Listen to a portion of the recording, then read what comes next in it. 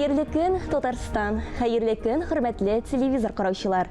Карның аклыгы, кышның салкыны һәр барчабызга күтәренке кәеф алып килсен. Бүген 2 декабрь, чаршамбы көн. Мин Айзилә Батырханова һәм тапшыруыбызның иҗат төркеме сезгә уңышлы көннәр теләп, хәерле сәгатьтә туры эфирда тапшыруыбызны башлыйбыз.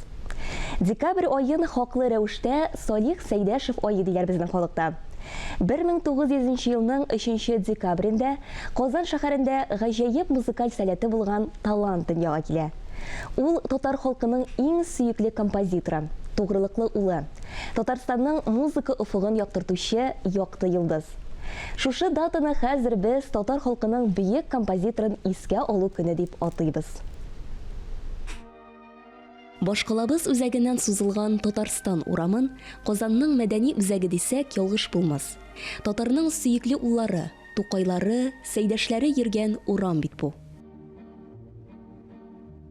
Бүген исә казанлылар һәм башкалабыз кунаклары Татарстан урамыннан барган чакта бөек композитор Салих Сәйдәшев һәйкәленә сокланып үтәләр.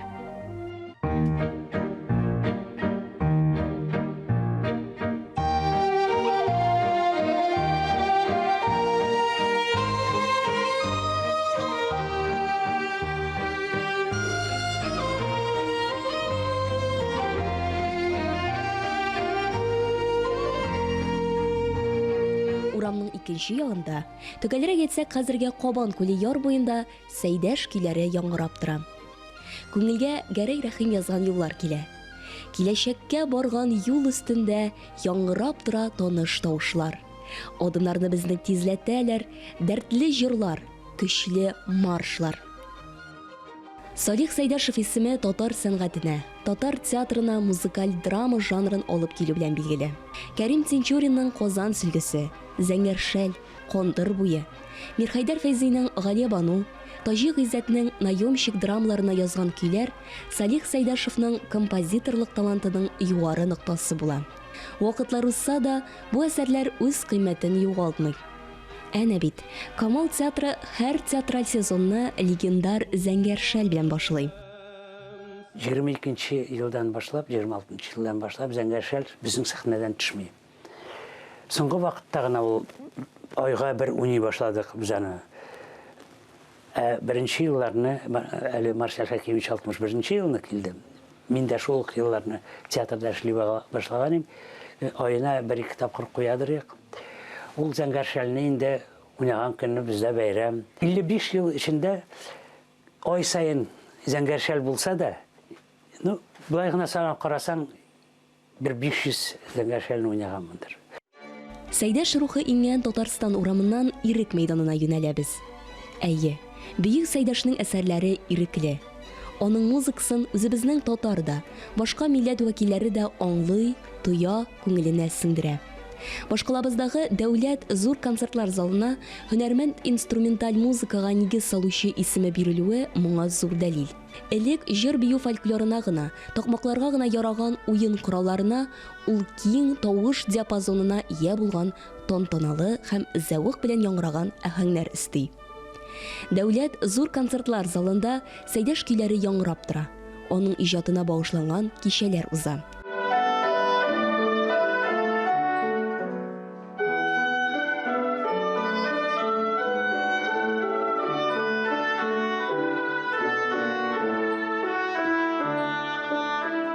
Салих Сәйдәшев инде ул мәңгелек музыка, аны безнең консерватория студентларының программасына гел кертәбез.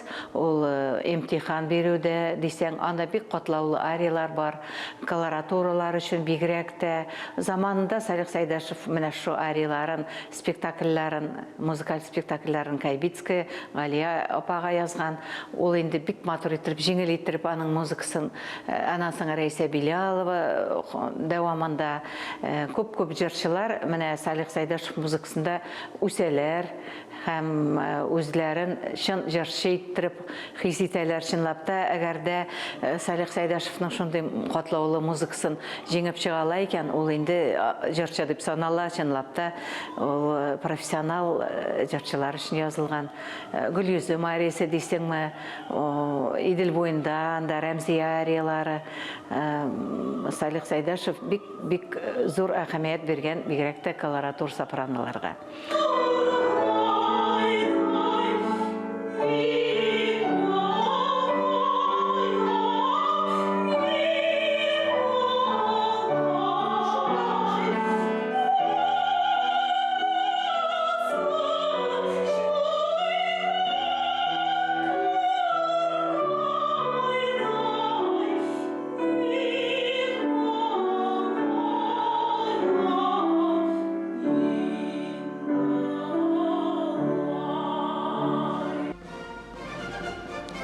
Илне яңа сафка бастырганда, ашкынулы 5 еллыкларда, күмәк хуҗалыклар төзегәндә, Днепрогэс, магниткаларда Сәйдәш тә бар.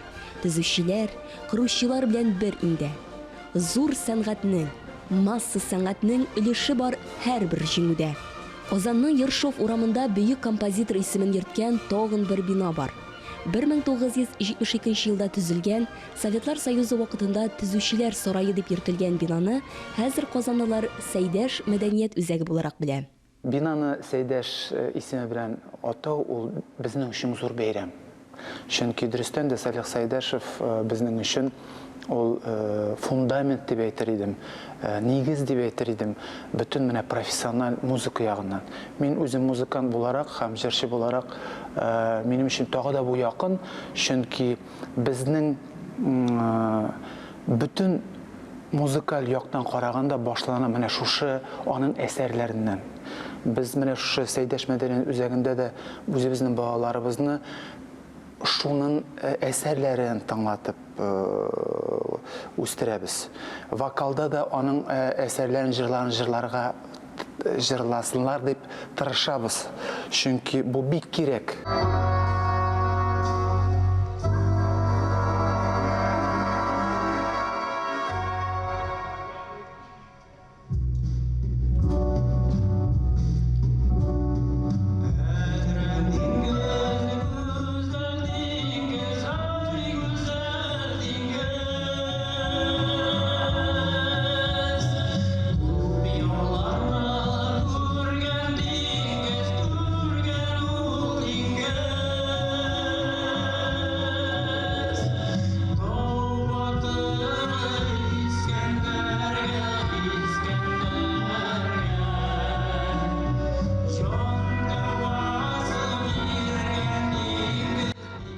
Шунысы куанычлы. Соңгы елларда Салих Сайдашев исемен мәңгеләштерүдә байтак эшләр башкарылды һәм әле дә булса башкарыла. Хәерле көн, әле яңа гына безгә килеп кушылган хөрмәтле телевизор караучылар. Без тапшыруыбызны дәвам итәбез. Һәрберебезнең язучы тормышы үзенчәлекләре, татарның иң әһәмиятле әсәрләренә бәйле яшерен фактларны беләсе килә. Әлеге серләрне әдип, аның гаиләсе, геройларның прототиплары гына ача ала. Нәкъ менә пәрдә артында калган фактларны ачыклау өчен Ватаным Татарстан газетасы Бөекләр эзеннән дип исемләнгән махсус проект башлап җибәрде. Интернет киңлекләрендә таралган видеоязманы әлегә 300 тирәсе кеше караган. Проект һәм аның кызыклы өлешләре белән хәбәрчебез Мөршидә Җихан таныштырыр. Аксакаллар яшенә җиткәч, нинди дә булса бер хикмәт чыкмый калмый ул. 100 елдан артык тарихы булган Ватаным Татарстан газетасы да укучыларына Бөекләр эзеннән дип аталган өр-яңа проект тәкъдим итте. Бөек зат буларак Аяз Гыйләҗев тәрҗемәи хәлен аңлатыр өчен җомга көн кич белән әсәре сайлап алынган. Үткәннәрне бер дә уйламыйсыңмы, Галикәй? Төрле шакла. Уйлыйм да, Галикәй. Куркам. Кеше күңелен сизгер була диләр бит. Үлеме, әҗәле җиткәнне сизә диләр күңелне. Әҗәлем яракта түгел кебек.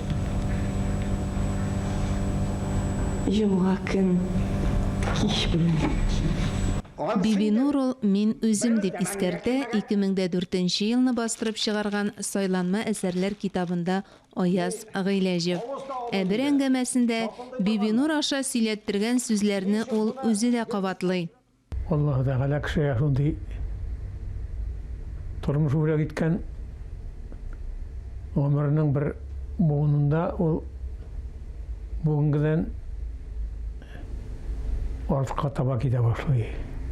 Мин инде гел кайта үткәннәр хакында уйланам. 9-нчы сыйныфның әдәбият дәреслегенә кертелгән әлеге әсәрне өлкәнрәк буын тамашачы телевизион спектакль аша да хәтерли.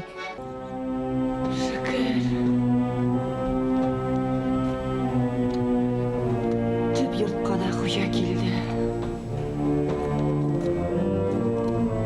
Хуҗасы бар, җирнең генә, хуҗасы бар, илнең генә киләчәге бар.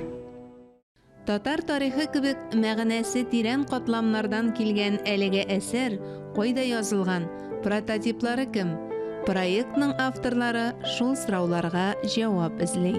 Әдәби мирасыбыз бай, димәк, яңа башлангыч озын гомерле булырга охшаган.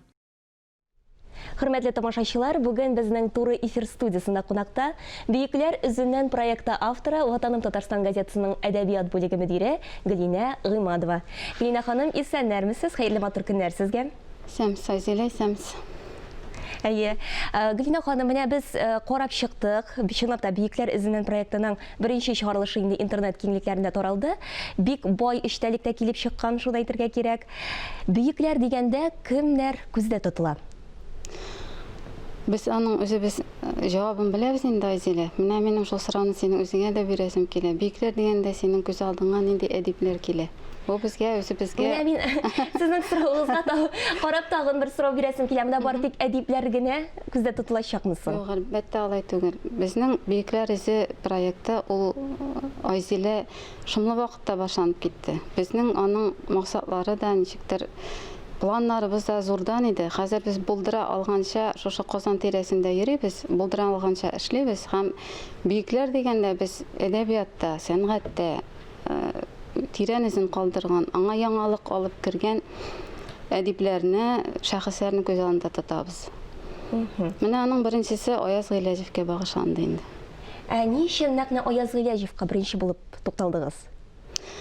Безнең газетаның «Минем республикам» дигән проекты бар. Менә шушы проект белән Зәй районына барып чыккач, анда без инде шул районның үзенчәлекләрен күрсәтергә тиеш идек газета бетләрендә.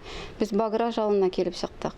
Һәм ул Баграш авылында Аяз Гыйләҗев турында шундый җылы истәлекләр сакланган. Һәм менә Нәкыя апа да әйтте, сез бит җомга көн кич белән әсәрендә сурәтләнгән авыл күренешләрен карап кайткансыз диде. Менә шуннан соң шул командировкадан соң үзеннән-үзе шушы проектның беренчесе туды инде. Кемнәрдә булса ярдәм итәмез сезгә, менә әдәбият белгечләре яисә инде. Без беләбез, монда әлбәттә инде әдипнең гаиләсе, аның ул тудырган прототиплар катнаша.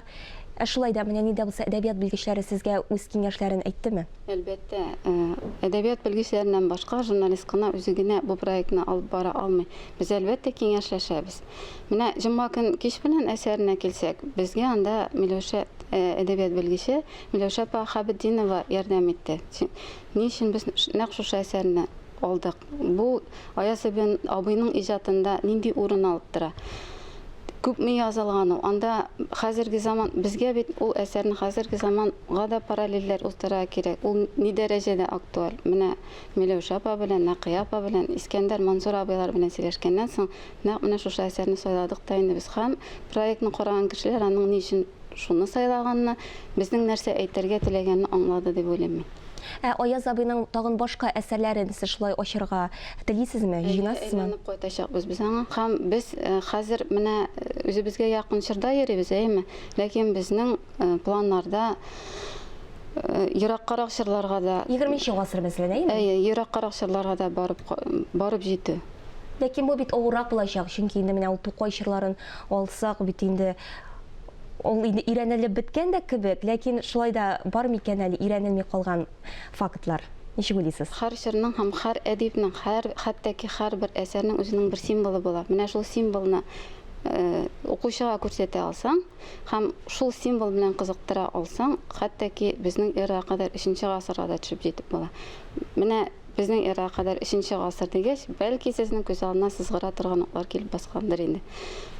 Ул инде безнең Нурихан абый, Фәттах һәм безнең менә киләчәсе, менә бүген чыга торган чыгарылыш нәкъ менә Нурихан абыйга багышланган. Димәк, интернет киңлекләрендә бүген без Бөекләр эзеннән чыгарылышның сәхифәсенең икенче чыгарылышын күрә алачакбыз, әйеме? Әйе. Нурихан, Фәттах, бераз безгә серләрне ачып китмәссезме? Кемнәр катнашты әлеге чыгарылышта?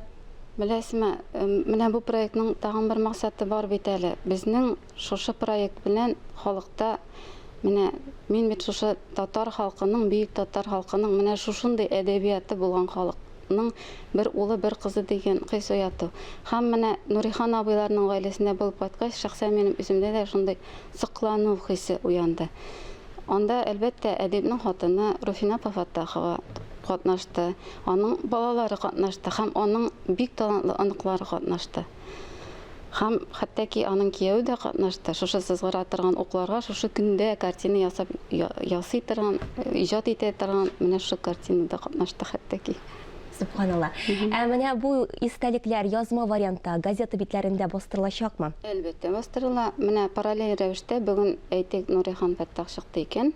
Нурихан Фәттахка багышланган сәхифә җомга санында аның язма варианты чыгачак һәм ул проектка караганда тулырак һәм белгечләр фикере белән биреләчәк.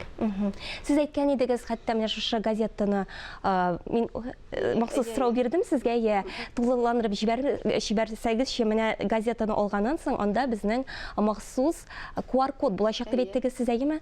Шул QR-кодны инде телефонны куеп, шул QR-кодны алганнан соң телефоннан видеоны да карап булачак, дөрес бит, әйеме? Әйе. Хәзер һәр кешенең телефонында скан бар һәм ул QR-кодны миңа калса бөтен җирдә укый алалар инде.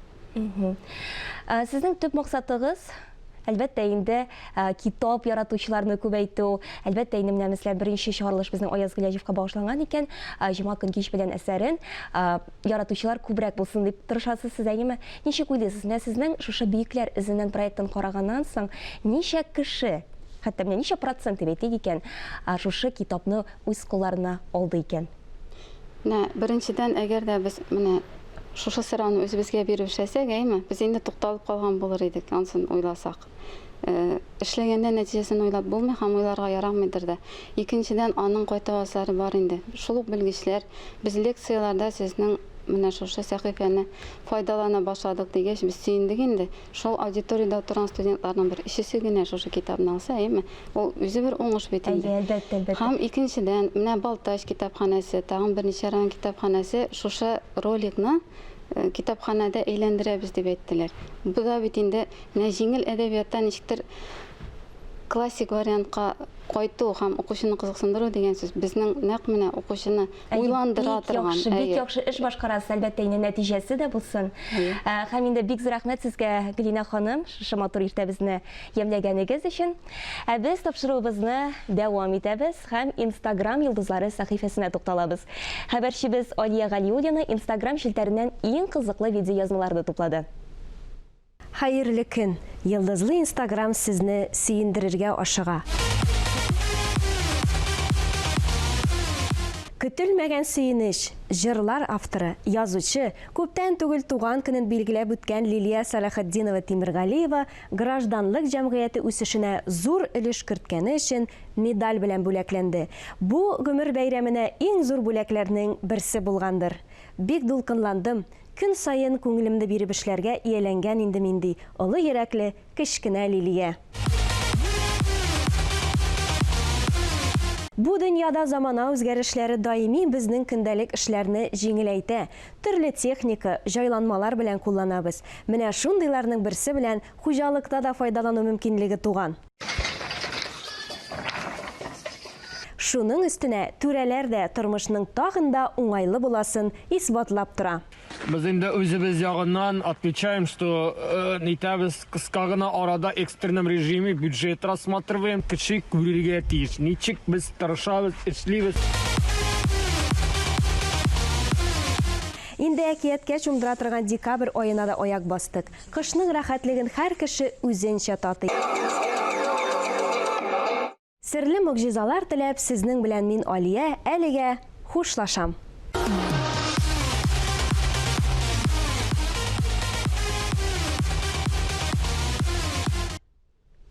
Уңыш ачкычы һәрберебезнең үз кулында. Яңа көн, яңа уңышлар алып килсен дигән теләктә, мин Айзилә Батырханова бүгенгә сезнең белән саубуллашам. Исән-имин булыгыз.